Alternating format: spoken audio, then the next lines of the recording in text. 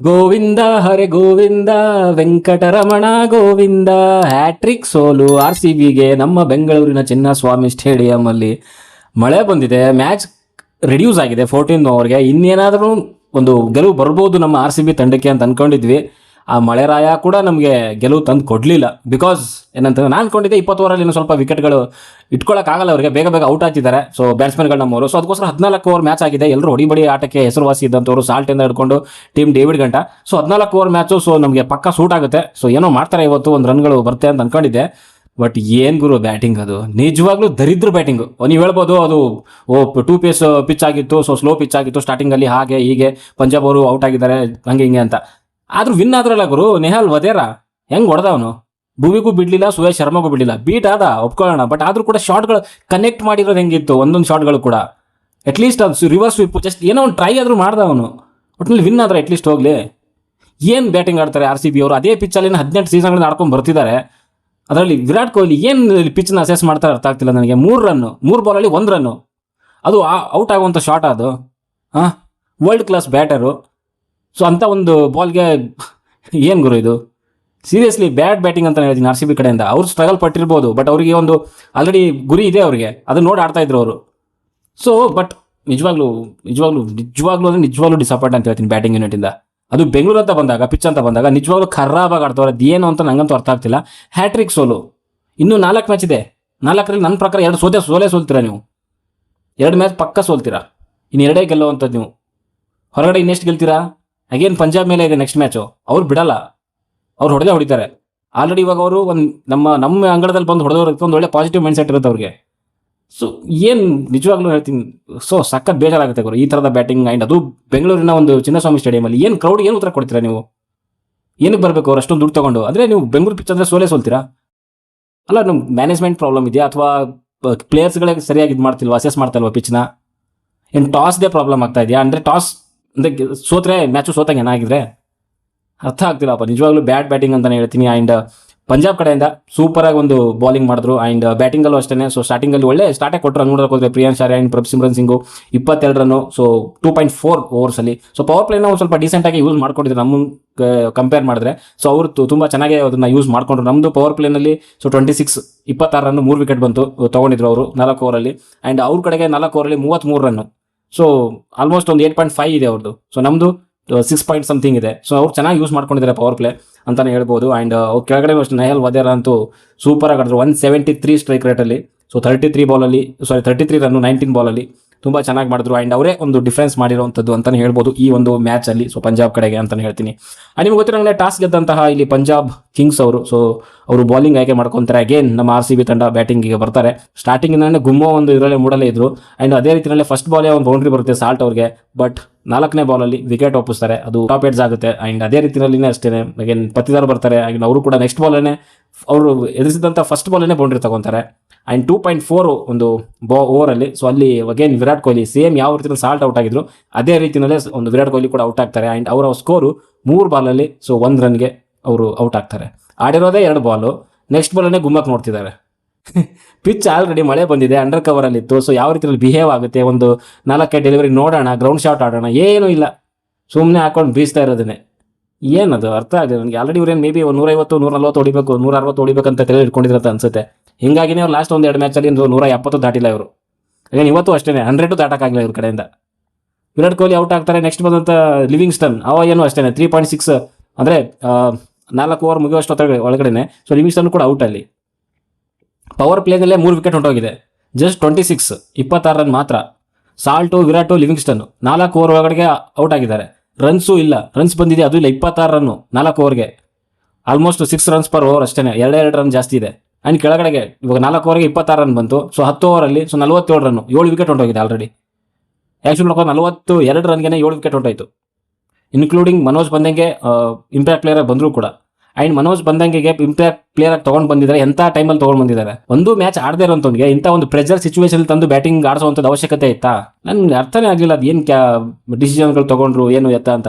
ಅಲ್ಲೇ ಗುರು ಆ ಹುಡುಗ ಆಡೇ ಇಲ್ಲ ಒಂದು ಮ್ಯಾಚು ಕೂಡ. ಅವ್ನಿಗೆ ತೊಗೊಂಡು ಬಂದ್ಬಿಟ್ಟು ನೋಡಪ್ಪ ಇಷ್ಟು ವಿಕೆಟ್ ಹೋಗೈತೆ, ಹೋಗಿ ಆಡು, ಏನು ಹೋಗಿ ಗುಮ್ಮು, ಹೆಂಗಾಗುತ್ತೆ.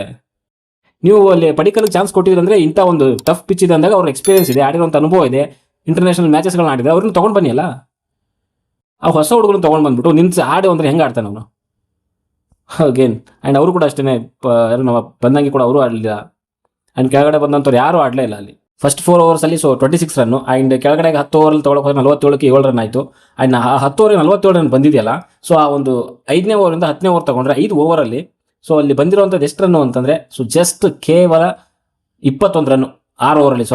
5ನೇ ಓವರಿಂದ 10ನೇ ಓವರ್ವರೆಗೂ 6 ಓವರ್ ಆಗುತ್ತಲ್ಲ. ಸೊ 36 ಬಾಲಲ್ಲಿ 21 ರನ್ಸ್ ಬಂದಿದೆ. 4.7 ಎಕನಾಮಿ ರನ್ ರೇಟಲ್ಲಿ. ವಿಕೆಟ್ಸ್ಗಳೇ ಹೊಂಟೋಗಿದೆಯಲ್ಲ, ಇನ್ನೇನು ಆಡ್ತಾರೆ ಇವರು. 4 ವಿಕೆಟ್ ಹೊಂಟೋಯ್ತು. ಫಸ್ಟ್ ಪವರ್ ಪ್ಲೇನಲ್ಲಿ 3 ವಿಕೆಟ್ ಹೋಗಿದೆ. ಆ್ಯಂಡ್ 5ನೇ ಓವರಿಂದ 10ನೇ ಓವರ್ವರೆಗೆ 4 ವಿಕೆಟ್ ಹೊಂಟೋಗಿದೆ. 4.7 run rate.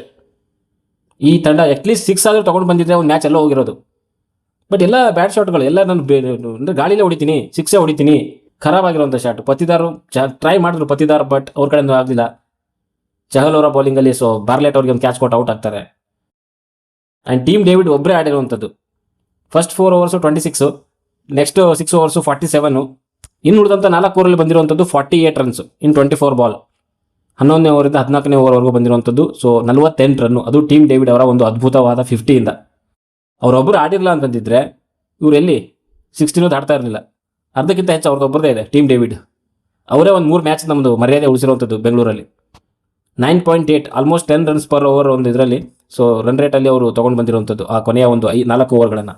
ಅವರೇನಾದ್ರು ಆಡಿರಲಿಲ್ಲ ಅಂತಂದರೆ ಖಂಡಿತವಾಗ್ಲೂ ನಾವು ತೋಪೆತ್ತೋಗಿರುವಂಥದ್ದು. ಒಂದು ಸ್ವಲ್ಪ ಮರ್ಯಾದೆ ಉಳಿದಿರೋದಂದರೆ ಅದು ನಮ್ಮ ಟೀಮ್ ಡೇವಿಡ್ ಅಂತಲೇ ಹೇಳ್ತೀನಿ. ಆ್ಯಂಡ್ ಬೌಲಿಂಗಲ್ಲಿ ತೊಗೊಳಕ್ಕೆ ಹೋದರೆ ತುಂಬ ಚೆನ್ನಾಗಿ ಮಾಡಿರುವಂಥದ್ದು ಅಲ್ಲಿ ನಮ್ಮ ಮಾರ್ಕೋ ಯಾನ್ಸನ್ ಆ್ಯಂಡ್ ಚಹಲ್ ಇಬ್ಬರು ಕೂಡ 3 ಓವರ್ ಹಾಕಿದ್ದಾರೆ. ಆ್ಯಂಡ್ ಯಾನ್ಸನ್ ಕೊಟ್ಟಿರುವಂಥದ್ದು 10 ರನ್ನು, ಆ್ಯಂಡ್ ಚಹಲ್ ಕೊಟ್ಟಿರೋ 11 ರನ್ನು. ಆ್ಯಂಡ್ ಇಬ್ಬರು ಕೂಡ 2 ವಿಕೆಟ್ ತೆಗೆದಿದ್ದಾರೆ. And 3.3, 3.7 economy rate. ಸೂಪರಾಗಿ ಬಾಲ್ ಮಾಡಿದ್ದಾರೆ. ಆ ಕಡೆಗೆ ಹರ್ಷದೀಪ್ ಸಿಂಗು ಕೂಡ ಅಷ್ಟೇ 3 ಓವರಲ್ಲಿ 23 ರನ್ನು, 2 ವಿಕೆಟು.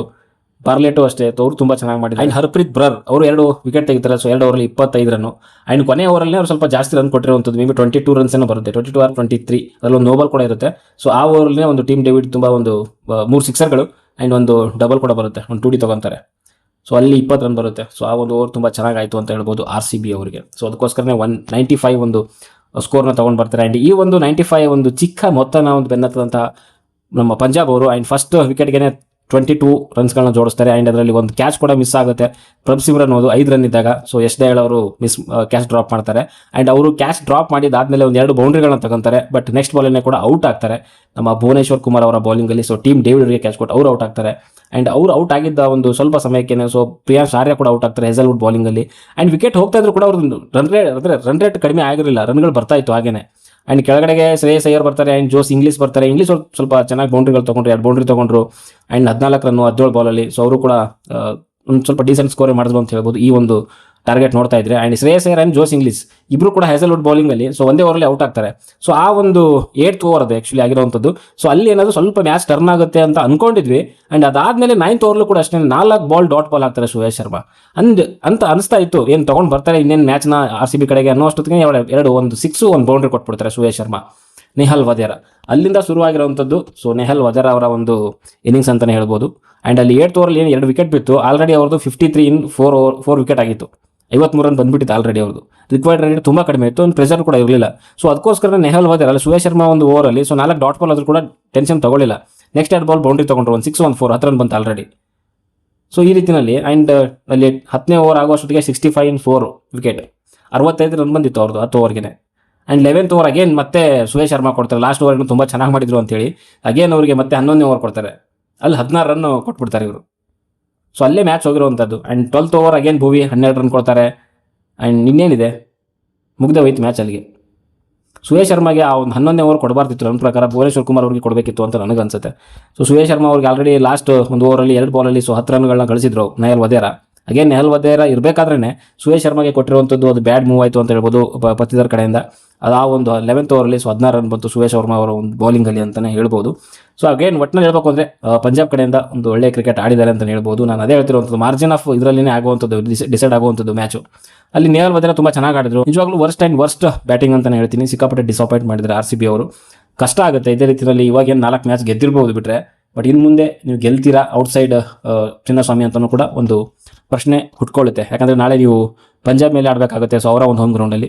ಅವರು ಸಖತ್ ಸ್ಟ್ರಾಂಗ್ ಇರೋವಂಥ ಒಂದು ತಂಡ. ಅವ್ರ ಮೇಲೆ ಗೆಲ್ತೀರ ಅನ್ನೋದು ಕೂಡ ನನಗಂತೂ ಡೌಟ್ ಶುರುವಾಗಿದೆ. ನೋಡೋಣ ಯಾವ ರೀತಿಯಲ್ಲಿ ರೀಗ್ರೂಪ್ ಮಾಡ್ಕೊತಾರೆ, ಅಗೇನ್ ಆಡ್ತಾರೆ ಅಂತ. ಇನ್ನೂ 4 ಮ್ಯಾಚ್ ಇದೆ ಚಿನ್ನಸ್ವಾಮಿ ಸ್ಟೇಡಿಯಮಲ್ಲಿ. ಕಷ್ಟ ಇದೆ ಗುರು ಯಾಕೋ ತಗ್ಲಾಕೊಂತಾರೆ ಅಂತ ಅನ್ನಿಸ್ತಾ ಇದೆ ನನಗೆ. ಸೊ ಹ್ಯಾಟ್ರಿಕ್ ಸೋಲ್ ಆಗಿದೆ ಸೊ RCBಗೆ ಚಿನ್ನಸ್ವಾಮಿ ಸ್ಟೇಡಿಯಮಲ್ಲಿ. ಆ್ಯಂಡ್ ಇನ್ನೊಂದು ವಿಚಾರ ಏನು ಅಂತಂದರೆ, ನಾನು ಇವಾಗ ಇವ್ರದ್ದು ಇಂಟರ್ವ್ಯೂ ನೋಡ್ತಾ ಇದ್ದೆ, ಪತಿದಾರ್ ಅವ್ರದ್ದು. ಅವ್ರು ಹೇಳಿದ್ರು ಪಿಚ್ ಅಷ್ಟೇನು ಬ್ಯಾಡ್ ಆಗಿರಲಿಲ್ಲ ಅಂತ ಕೂಡ ಹೇಳ್ತಿದ್ದಾರೆ. ಬಟ್ ಆ ಅಂಡರ್ ಒಂದು ಕವರ್ ಇರೋದ್ರಿಂದ ಸೊ ಆ ಪಿಚ್ ಹೇಗಿದೆ ಅಂತ ಸ್ವಲ್ಪ ಒಂದು 2 ಓವರ್ ನಿಂತ್ಕೊಂಡು ಆಡಬೇಕಾಗಿತ್ತು. ಸ್ಟಾರ್ಟಿಂಗಲ್ಲಿ ಹಾಕೊಂಡು ಗುಮ್ಮುವಂಥದ್ದು ಅವಶ್ಯಕತೆ ಇರಲಿಲ್ಲ. ಹಂಗೆ ನೋಡೋಕೆ ಪಂಜಾಬ್ ಸ್ಟಾರ್ಟಿಂಗ್ ಒಂದು 2 ವಿಕೆಟ್ ಕೂಡ ಅಷ್ಟೇ.